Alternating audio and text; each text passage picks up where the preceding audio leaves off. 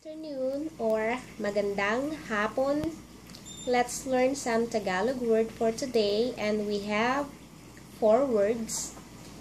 We're going to learn how to say north, east, south, and west. Let's start with north. North is Hilaga. Hilaga. And east is Silangan. Silangan. And Timog. Timog is south. Timog. And west is Kanluran. Kanluran.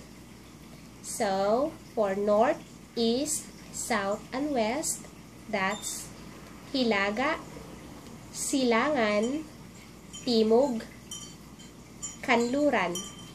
Let's review our 4 words. We have north, and that's Hilaga. Hilaga. Hilaga.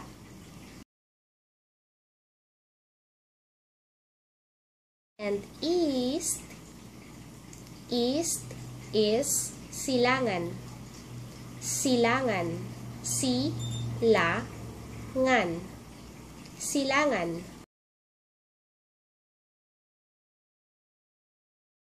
South, that's Timog. Timog.